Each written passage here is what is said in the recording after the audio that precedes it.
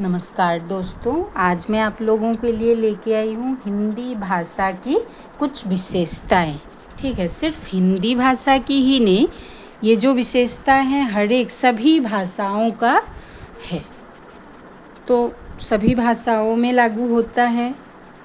हमें समझना है, सिर्फ हर एक भाषा के लिए है ये हिंदी। मतलब हम लोग हिंदी पढ़ रहे हैं, इसीलिए हिंदी भाषा की विशेषता है। सबसे पहला है, भाषा सदैव परिवर्तनशील रहती है। देखो, स्थिर रहना भाषा का स्वभाव नहीं है। ठीक है, समाज में आने वाले परिवर्तन भाषा का रूप भी बदलते चल जाते हैं। जो हिंदी चारण कवियों की भाषा में है, वही संत कवियों की भाषा में नहीं है। मुगलों के काल में हिंदी का रूप अलग था, अंग्रेज़ों के शासनकाल में हिंदी अलग था, मतलब हिंदी का रूप अलग था। संस्कृत से जन्मी हिंदी आज आकृति की दृष्टि से इससे अलग दिखाई देती है, अर्थात संस्कृत संयोगात्मक भाषा है, जबकि हिंदी अलग अलग अयोगात्मक भाषा बन चुकी है। अब है नंबर 2, हिंदी किसी भी भाषा के बोलने पर स्थान, जलवायु और सभ्यता का प्रभाव अवश्य पड़ता है। देखो, समझा देते हैं क्या है वो। मान लीजिए उस सभ्यता का प्रभाव पड़ता है। ठीक है, मान लीजिए उदाहरण स्वरूप एक बंगाली अपने तरीके से हिंदी बोलता है। हिंदी की लिंग व्यवस्था उसके लिए सबसे बड़ी समस्या है। वह सोच नहीं पाता कि यदि राम खाता है वाक्य शुद्ध है, तो सीता खाता है वाक्य क्यों अशुद्ध है। इसी प्रकार जब कोई दक्षिण भारतीय हिंदी बोलता है तो उसे हिंदी के परसर्ग परेशानी में डालता है। इसके अतिरिक्त जलवायु बदलने में भी भाषा के उच्चारण में अंतर आ जाता है। नदी या पहाड़ के आसपास रहने वाले लोग एक ही भाषा अलग अलग तरीके से बोलते हैं। इसी कारण हिंदी की कई उपभाषाएं हैं, जैसे बिहारी, पंजाबी, राजस्थानी, पहाड़ी आदि। एक ही भाषा हिंदी अलग अलग स्थानों पर अलग अलग शैलियों में बोली जाती है। इस पर स्थानीय बोलियों का प्रभाव आ जाता है। नई सभ्यताओं से संपर्क होने पर भाषा में परिवर्तन आता है। कम से कम इसकी शब्दावली में वृद्धि तो हो ही जाती है। संस्कृत काल से लेकर अब तक न जाने कितनी विदेशी भाषाओं के शब्द हमारी भाषा में मिलकर एकाएक हो गए। कौन कहेगा कि पालकी जापानी का शब्द है, हिंदी का अपना नहीं। लालटेन अंग्रेजी का होते हुए भी हिंदी का अपना शब्द है। इसी प्रकार रेल, बस, कॉलेज, इंजीनियर, डॉक्टर आदि शब्द हिंदी की अपनी शब्द संपदा में सम्मिलित होते जा रहे हैं। इस प्रकार भाषा परिवर्तनशील होती है। भाषा बहता नीर है, कूप जल नहीं है, मतलब कुएं का जल नहीं है। नंबर 3 में है, शिक्षितों और अशिक्षितों की भाषा में अंतर होता है। अशिक्षित व्यक्ति जब शिक्षितों की भाषा बोलता है तो बोलने में शब्दों का रूपाकार परिवर्तित हो जाता है, मतलब शब्दों का रूप परिवर्तन होता है। या यूं कहें कि भाषा में विकार आ जाता है। परंतु यही विकार बोलियों की प्रकृति है, जो प्रायः किसी भी मानव भाषा के इर्द गिर्द फैली होती है। शिक्षितों की भाषा सदैव इन बोलियों से रस और प्राण ग्रहण कर साहित्य सर्जना करती है, मतलब साहित्य रचना करती है। मानव भाषा और बोली का मेल कभी कभी नई भाषा को भी जन्म दे देता है। उसके बाद नंबर 4, भाषा के कथित और लिखित 2 रूप होते हैं। देखो, समीप के व्यक्ति से होने वाली बात कथित भाषा में होती है, यही बात जब किसी दूरस्थ व्यक्ति से बोली होती है तो भाषा के लिखित रूप में होती है। मतलब पत्र लिखकर हम लोग वो इन्फॉर्म करते हैं। लिखित भाषा का निर्माण कुछ कल्पित ध्वनियों के आधार पर लिया जाता है। इसे ही लिपि की संज्ञा दी जाती है। भाषा पहले और लिपि बाद में विकसित होती है। मानव सभ्यता के विकास के साथ लिपियों में भी परिवर्तन आते रहते हैं। प्रारंभ में अनेक भाषाएं चित्रात्मक लिपि में लिखी जाती थी। चीनी लिपि आज भी चित्रात्मक है, मतलब चित्र जैसा। वर्ण प्रधान लिपियों का विकास बाद में हुआ होगा। कुछ विद्वानों का मत है कि विश्व की हर भाषा में विकसित लिपि के केंद्र में चित्रलिपि है। हिंदी में प्रसिद्ध व्याकरणकार कामता प्रसाद गुरु के अनुसार ह में हाथ और ग में गाय के आकार का कुछ न कुछ अनुकरण पाया जाता है। उसके बाद जो विशेषता आती है वो है वाक्य भाषा की सबसे बड़ी इकाई है। जैसे वर्ण सबसे छोटी इकाई, वाक्य सबसे बड़ी इकाई होती है। वाक्य विचार व्यक्त करने के सशक्त माध्यम है। मतलब हम वाक्य से ही क्या करते हैं, विचार व्यक्त कर सकते हैं। वाक्य एक शब्द का भी हो सकता है, कई शब्दों का भी। शब्दों से वाक्य बनते हैं। कई ध्वनियों मतलब सार्थक ध्वनियों का मेल शब्द बनाता है। इस तरह वाक्य भाषा की सबसे बड़ी इकाई होते हैं और ध्वनि सबसे छोटी इकाई मतलब वर्ण।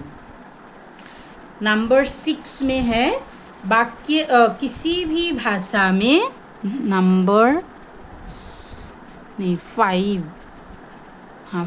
6 किसी भी भाषा में अर्थवान केवल शब्द होते हैं। देखो, शब्दों की यह अर्थवत्ता यादृच्छिक अर्थात कल्पित होती है।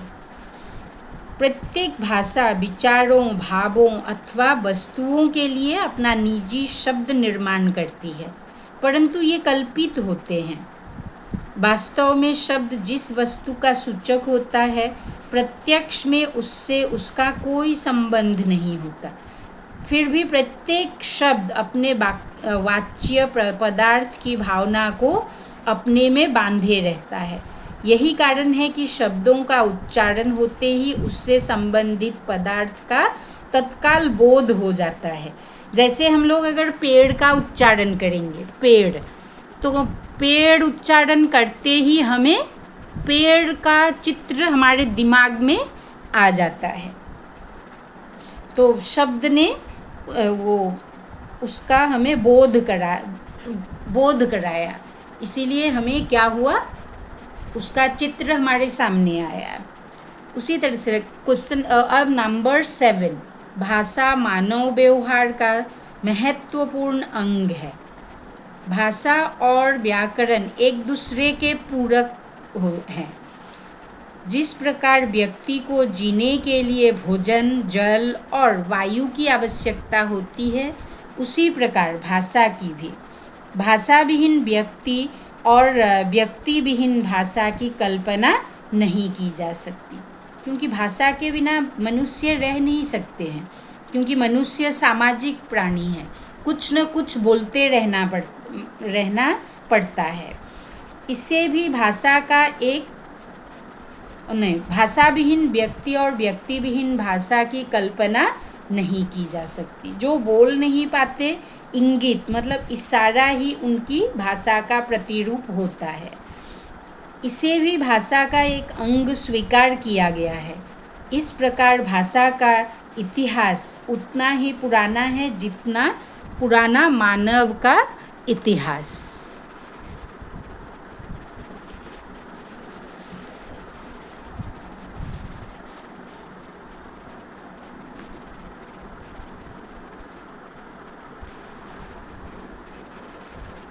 देखो, उसके बाद आता है सृजनात्मकता। ठीक है बच्चों, ठीक से सुनिएगा। सृजनात्मकता का मतलब है क्रिएटिविटी। भाषा में जब शब्द और रूप प्रायः सीमित होते हैं, किंतु उन्हीं के आधार पर हम अपनी अपनी आवश्यकता अनुसार सादृश्य के आधार पर नित्य नए नए असीमित वाक्यों का सृजन करके उनका प्रयोग करते हैं। हम ऐसे अनेकानेक वाक्यों का रोज ही प्रयोग करते हैं। मज़े की बात यह है कि वाक्यों के नए होने पर भी श्रोता को उन्हें समझने में कोई भी कठिनाई नहीं होती। यह कमाल इस सृजनात्मकता का ही है जो वक्ता और श्रोता दोनों की शाब्दिक क्षमता में होती है। ठीक है, उसके बाद है अनुकरण ग्राह्यता। अनुकरण मतलब अनुकरण करना। इसका मतलब मानव भाषा समाज विशेष से अनुकरण द्वारा सीखी या ग्रहण की जाती है। जन्म से कोई भी व्यक्ति कोई भाषा नहीं जानता। माँ के पेट से कोई भी बच्चा सीख कर नहीं आता, किंतु अन्य सभी जीव जंतु अपनी भाषा अपने समाज से नहीं सीखते, बल्कि उनकी अपनी भाषिक क्षमता उनमें जन्मजात होती है। अनुकरण ग्राह्यता के कारण ही एक व्यक्ति अपनी भाषा के अतिरिक्त अन्य अनेक भाषाएं भी अनुकरण से सीख सकता है, किंतु कोई अन्य जीव जंतु ऐसा नहीं कर सकता। उसके बाद आता है विवक्तता, मतलब डिस्क्रेटनेस। मानव भाषा का स्वरूप ऐसा नहीं है जो पूरा अविच्छिन्न रूप से एक हो। वह तत्वतः कई घटकों या इकाइयों में विभाज्य है। उदाहरण के लिए वाक्य एकाधिक शब्दों से बनता है तथा शब्द एकाधिक ध्वनियों से। यह बहुघटकता, विभिन्न विच्छिन्नता, विविक्तता या कई इकाइयों से विभाज्यता अन्य जीवों की भाषा में नहीं है।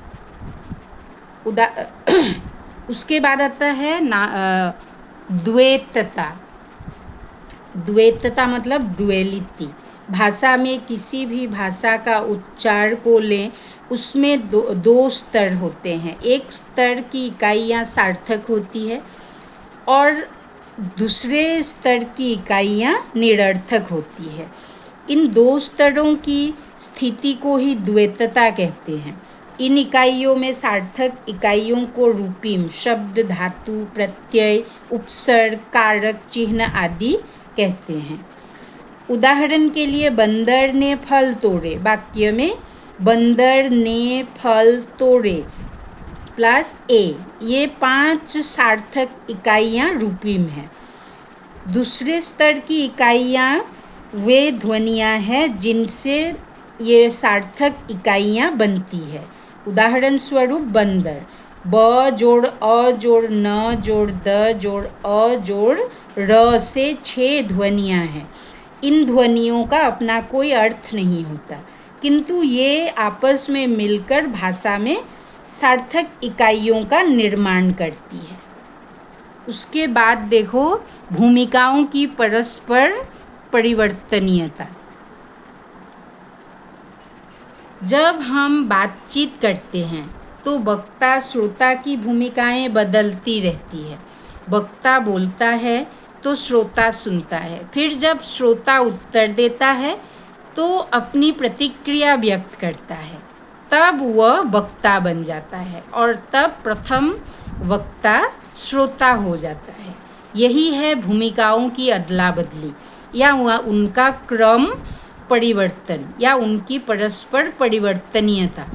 यूँ अनेक मानवेतर प्राणियों की भाषाओं में भी यह अभिलक्षण मिलता है, पर थोड़ी देर तक, कुछ लंबा नहीं। साथ ही कुछ प्राणियों में, सभी में नहीं। उसके बाद आता है अंतरणता। कुछ अपवादों को छोड़कर मानवेतर जीवों की भाषा कुछ केवल वर्तमान के विषय में सूचना दे सकती है। मानवेतर मतलब जीवों, मानव से परे, भूत या भविष्य के विषय में नहीं। इसके विपरीत मानव भाषा वर्तमान काल में प्रयुक्त होते हुए भी भूत तथा भविष्य के विषय में भी कहने में समर्थ है। इस तरह मानव भाषा कालांतरण कर सकती है। ऐसे ही मानवेतर भाषा प्रायः उसी स्थान या उसके आसपास के बारे में सूचना दे सकती है जहाँ भाषा व्यापार हो रहा है, दूर के स्थान के विषय में नहीं। किंतु मानव भाषा इसमें भी समर्थ है। इस तरह वह स्थानांतर भी कर सकती है। इस प्रकार दिक्कालांतरण, स्थान और काल का अंतरण मानव भाषा का एक महत्वपूर्ण विशेषता है। ठीक है बच्चों, आज के लिए इतना ही।